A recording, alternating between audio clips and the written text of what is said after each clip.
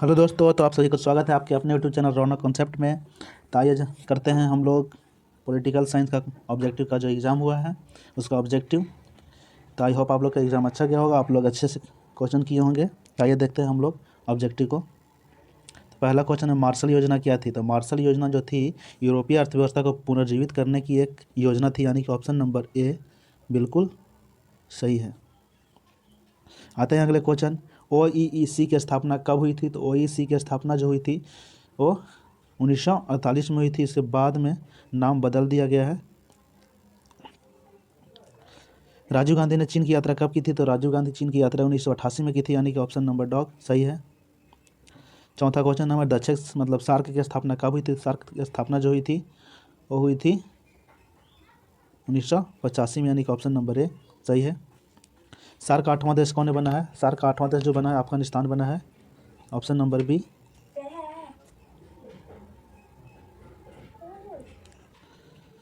SAARC SAARC का 8वां देश कौन सा बना है। तो सार्क का 8वां देश अफगानिस्तान बना है, ऑप्शन नंबर बी सही हो जाएगा। आते हैं अगले पर, ARF का पूर्ण रूप क्या है। तो ARF का पूर्ण रूप एसोसिएशन फॉर रीजनल फोरम, यानी कि ऑप्शन नंबर ए सही है। सार्क का मुख्यालय कहाँ है। तो सार्क का मुख्यालय जो है वो काठमांडू में है, यानी कि ऑप्शन नंबर सी सही है। आगे चलते हैं, खुले द्वार की नीति की चीन के द्वारा कब स्वीकार किया गया था। तो 8वां का आंसर हो जाएगा 1978, यानी कि ऑप्शन नंबर सी सही है।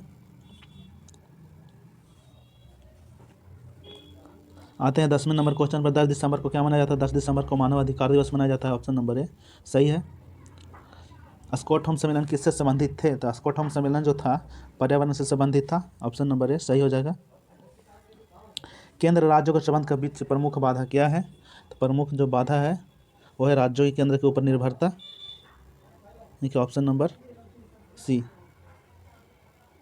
संविधान के किस भाग में मौलिक अधिकार की चर्चा की गई है। तो संविधान के मौलिक अधिकार की जो चर्चा की गई है ऑप्शन भाग नंबर 3 में किया गया है। स्टॉकहोम सम्मेलन देखिए रिपीटेड क्वेश्चन है, तो ए इसका ऑप्शन ए सही है।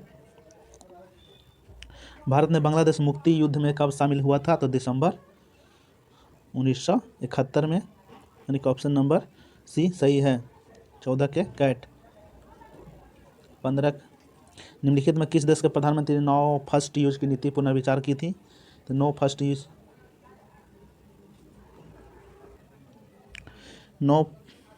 यूज की नीति हमारे हिसाब से नरेंद्र मोदी होना चाहिए, ऑप्शन नंबर सी।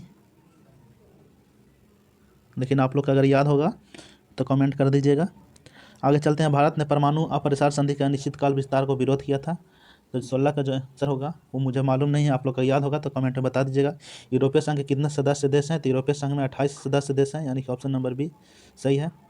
आगे चलते हैं, शेंजन देशों में शामिल है। शेंजन देशों में यूरोपीय देश शामिल है, यानी कि ऑप्शन नंबर ए सही है। आगे चलते हैं, दक्षिण का पहला शिखर सम्मेलन। तो दक्षिण का सार्क का पहला सम्मेलन हुआ था बांग्लादेश की राजधानी ढाका में, ऑप्शन नंबर ए। भारतीय नागरिक का कितना मौलिक अधिकार है। तो मौलिक अधिकारों की संख्या पहले 7 थी, अब लेकिन अब 44वां संविधान संशोधन द्वारा घटाकर इसे 6 कर दिया गया है। किस पृथ्वी सम्मेलन ने पर्यावरण को विश्व राजनीतिक केंद्र में ला दिया। तो ये 1992 का सम्मेलन था, वो था ऑप्शन नंबर ए। योजना आयोग की स्थापना किस वर्ष हुई थी। तो योजना आयोग की स्थापना जो हुआ था 1950 में हुआ था, यानी कि ऑप्शन नंबर सी सही है। पहली पंचवर्षीय की शुरुआत कब हुआ था। तो 1951 में, यानी कि ऑप्शन नंबर ए सही है। भारत में पंचायती राज व्यवस्था की विचारधारा पर आधारित है। तो पंचायती राज व्यवस्था जो आधारित है वो इनमें से सभी हो जाएगा, यानी कि ऑप्शन नंबर डी सही है। 25 नंबर, भारत के पहले किस गठबंधन सरकार ने अपना कार्यकाल पूरा नहीं किया। तो अटल बिहारी वाजपेयी के नेतृत्व वाली एनडीए की सरकार पूर्ण रूप से कार्य नहीं कर पाई थी, यानी कि ऑप्शन नंबर बी सही है। संयुक्त मोर्चा की सरकार कब बनी थी। तो संयुक्त मोर्चा की सरकार जो बनी थी 1996 बनी थी, ऑप्शन नंबर डी। सुरक्षा परिषद के कोई अस्थायी सदस्य का कार्यकाल जो होता है वो 2 वर्ष का होता है, और स्थायी सदस्य का कार्यकाल, निम्नलिखित में कौन संयुक्त राष्ट्र संघ का मुख्य अंग नहीं है। तो WHO जो है संयुक्त राष्ट्र संघ का मुख्य अंग नहीं है, यानी कि ऑप्शन नंबर डी सही है। वित्त विधेयक को राज्यसभा कितने दिनों तक रोक सकती है। तो वित्त विधेयक को 14 दिनों तक राज्यसभा रोक सकती है, यानी कि ऑप्शन नंबर सी सही है। पंचशील समझौता कब हुआ था? तो पंचशील समझौता जो हुआ था 1954 में हुआ था। ऑप्शन नंबर डी सही हो जाएगा। 31 नंबर क्वेश्चन देखते हैं। नाटो में कितने राज्य संबंधित थे? तो नाटो में जो अभी हैं और 30 देश हैं और शुरुआती दौर में शायद 6 थे, लेकिन इसमें एक भी ऑप्शन नहीं दिया है, इसलिए आप लोग अगर जो आंसर लग रहा होगा वो कमेंट में बता दीजिएगा। आगे है ऑपरेशन स्टॉर्म संबंधित है। तो ऑपरेशन स्टॉर्म जो था और अमेरिका द्वारा लड़ा गया था युद्ध, जो कुवैत वगैरह सब देशों के साथ, तो उनका था, इसमें इसलिए ऑप्शन नंबर डॉग मिला लीजिए। किस घटना के बाद सोवियत संघ अस्तित्व में आया था? तो प्रथम विश्व युद्ध के बाद। Option number A, option number B सही है। सोवियत संघ के विखंडन के बाद कौन सा देश अकेली महाशक्ति बन गया था? तो अकेली महाशक्ति बनने वाला वो देश था अमेरिका। Option number D. अमेरिकी आधिपत्य के रूप में कौन सा काल जाना जाता है? तो 1980 के बाद वाला जो काल है वो जाना जाता है। सोवियत संघ को पूर्ण रूप से कब भंग कर दिया गया था? तो 36 का जो है होगा वो 1991 में होगा, यानी कि ऑप्शन नंबर सी। सोवियत व्यवस्था की अर्थव्यवस्था कौन नियंत्रित करता है? तो सोवियत अर्थव्यवस्था को कौन नियंत्रित करता है? तो नियंत्रित करने वाला कोई संघ होगा, तो जो इसमें दिया हुआ है उसमें ऑप्शन नहीं है, इनमें से कोई नहीं। शॉक थेरेपी के द्वारा किस तरह की अर्थव्यवस्था प्रस्तावित की गई थी? तो शॉक पूंजीवादी, यानी कि ऑप्शन नंबर सी सही है। आगे चलते हैं। सोवियत व्यवस्था ने अपनी लोकप्रियता इतनी जल्दी क्यों खो दी थी?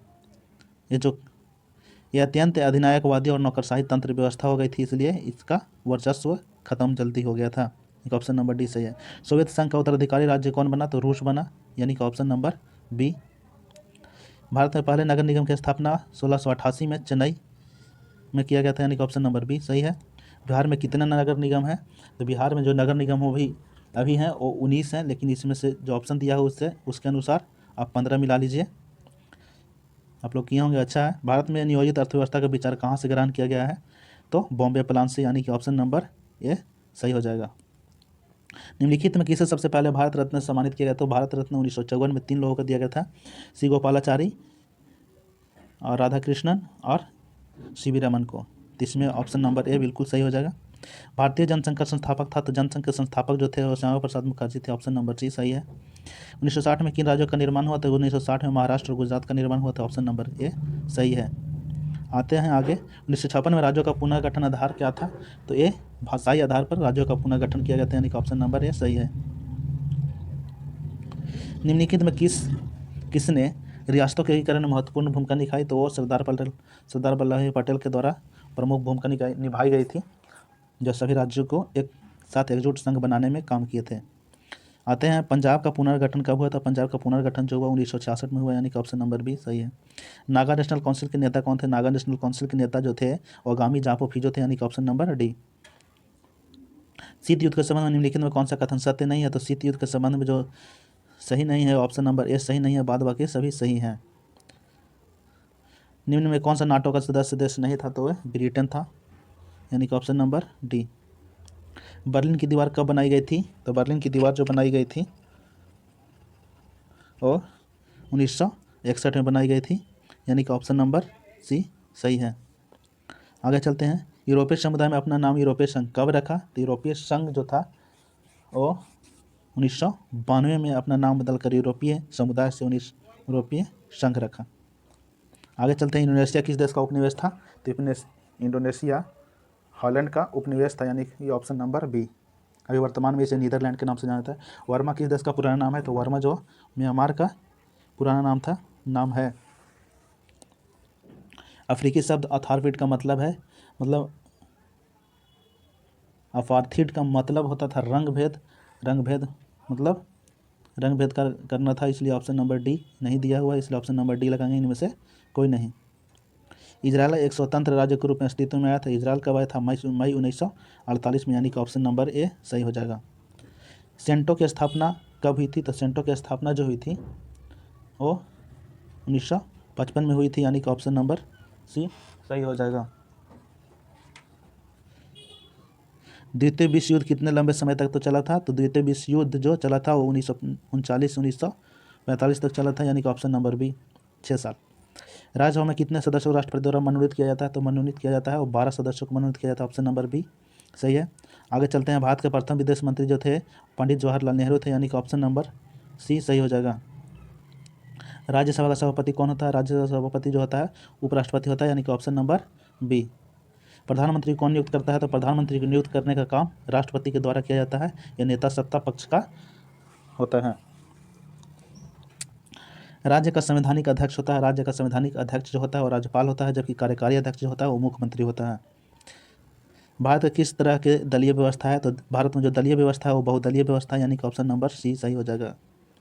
67 भारत का राष्ट्रपति किसके द्वारा चुना जाता है? तो भारत का राष्ट्रपति जो होता है निर्वाचक मंडल के द्वारा चुना जाता है, यानी कि ऑप्शन नंबर ए सही है। मंत्रिपरिषद सामूहिक रूप से उत्तरदायी होता है। मंत्रिपरिषद जो सामूहिक रूप से उत्तरदायी होता है लोकसभा के प्रति उत्तरदायी होता है, यानी कि ऑप्शन नंबर ए। भारत में समस्त कार्यकारी शक्तियाँ निहित हैं। भारत की समस्त जो कार्यकारी शक्तियाँ निहित होती है वो प्रधानमंत्री के अंदर होती है, और जो आधिकारिक तौर पर सैन्य शक्तियाँ होती है वो राष्ट्रपति के अंदर होती हैं। किस राष्ट्रीय राजनीतिक दल की स्थापना 1980 में हुई? तो भारतीय जनता पार्टी की स्थापना जो हुई थी 1980 में हुई थी, यानी कि ऑप्शन नंबर बी। भारत संयुक्त राष्ट्र का सदस्य कब बना था? तो जो बना था 1945 में 24 अक्टूबर 1945 को। 2003 में अमेरिका ने किस देश का आक्रमण किया था? 2003 में अमेरिका ने इराक पर आक्रमण किया था, यानी कि ऑप्शन नंबर ए सही है। अंतर्राष्ट्रीय न्यायालय का मुख्यालय कहाँ स्थित है? अंतर्राष्ट्रीय न्यायालय का जो मुख्यालय है द हेग में, जो नीदरलैंड में स्थित है। ब्रेग्जिट किस देश से संबंधित है? तो ब्रेग्जिट जो है यूरोपीय संघ जो होता है उससे निकलने की क्रिया को ब्रेग्जिट बोला जाता है, यानी कि ऑप्शन नंबर ए इंग्लैंड सही हो जाएगा। दक्षिण एशिया का सबसे बड़ा देश कौन है? तो दक्षिण एशिया का सबसे बड़ा देश जो है वो भारत है, यानी कि ऑप्शन नंबर सी सही हो जाएगा। पंचशील निम्नलिखित में किन दो देशों का स्वीकार किया गया था? तो पंचशील समझौता भारत और चीन के बीच हुआ था, यानी कि ऑप्शन नंबर बी सही हो जाएगा। आसियान शैली वे क्या है? तो आसियान देशों के सहयोगपूर्ण और सामंजस्यपूर्ण कार्य शैली जो हो, तो ऑप्शन नंबर बी इसका आंसर हो जाएगा। आते हैं 78। भारत और चीन ने अपनी कूटनीतिक संबंध कब स्थापित किए थे? तो 78 का जो आंसर हो जाएगा वो 1948 या 50 होना, 49 दे रहा है, लेकिन 1900 इसमें से हम लोग 1950 लगाते हैं। देखते हैं कौन सा, अगर आप लोग का सही मालूम होगा तो बता दीजिएगा कमेंट में। गलवान घाटी कहाँ है? गलवान घाटी जो है लद्दाख में स्थित है, यानी कि ऑप्शन नंबर ए सही हो जाएगा। नेपाल की लोकतांत्रिक व्यवस्था की मांग को कब स्वीकार किया गया था? तो नेपाल की लोकतांत्रिक व्यवस्था को जो स्वीकार किया गया था वो 1990 में किया गया था, यानी कि ऑप्शन नंबर बी सही है। निम्नलिखित में कौन से देश G77 का सदस्य है? तो ये विकासशील देशों का एक समूह है, यानी कि ऑप्शन नंबर सी सही हो जाएगा। आते हैं अगले क्वेश्चन पर। संयुक्त राष्ट्र संघ का सबसे बड़ा अंग है? तो संयुक्त राष्ट्र संघ का सबसे बड़ा जो अंग है वो महासभा है। जो भी निर्णय लेता है महासभा के द्वारा निर्णय लिया जाता है। निम्न में से कौन सा मौलिक अधिकार नहीं है? तो मौलिक अधिकार जो नहीं है वो संपत्ति रखने का मौलिक जो अधिकार है वो मौलिक अधिकार नहीं है। सिक्किम भारत का हिस्सा कब बना? तो सिक्किम जो भारत का हिस्सा बना था 1975 में बना था। राष्ट्रीय मानवाधिकार आयोग की स्थापना कब हुआ था? तो राष्ट्रीय मानवाधिकार आयोग की स्थापना जो हुआ था 1993 में हुआ था, यानी कि ऑप्शन नंबर बी सही है। भारत के प्रथम नियंत्रक महालेखा परीक्षक कौन थे? तो वी नरहरि राव थे, यानी कि ऑप्शन नंबर डी सही हो जाएगा। आगे चलते हैं। 1975 में राष्ट्रीय आपातकाल की घोषणा के समय भारत के प्रधानमंत्री कौन थे? तो राष्ट्रीय आपातकाल की घोषणा के समय 1975 में इंदिरा गांधी थे। पूर्व की ओर देखो नीति किस प्रधानमंत्री द्वारा शुरू की गई थी? तो पूर्व की ओर देखो जो नीति लाई गई थी पी नरसिम्हा राव के द्वारा लाई गई थी, यानी कि ऑप्शन नंबर सी बिल्कुल सही है। निम्नलिखित में कौन सा अनुच्छेद जीवन के अधिकार से संबंधित है? जीवन का अधिकार जो है अनुच्छेद 21 में वर्णित है, यानी कि ऑप्शन नंबर डी सही है। भारत के संविधान के राज्य में नीति निर्देशक तत्वों को किस देश से लिया गया है? तो नीति निर्देशक तत्व जो लिया गया है वो आयरलैंड से लिया गया है, ऑप्शन नंबर डी सही है। भारत और बांग्लादेश का मुख्य मुद्दा क्या है? तो भारत और बांग्लादेश के बीच कोई मुख्य मुद्दा नहीं है, लेकिन कभी कभी सीमा को लेकर विवाद बढ़ जाता है, इसलिए ऑप्शन नंबर बी लगाएंगे। भारत पाकिस्तान के बीच 1948 के युद्ध के विवाद का मुद्दा क्या था? तो सीमा विवाद थी, कश्मीर का विवाद था, आतंकवादी, इसलिए ऑप्शन नंबर डी हो जाएगा इनमें से सभी।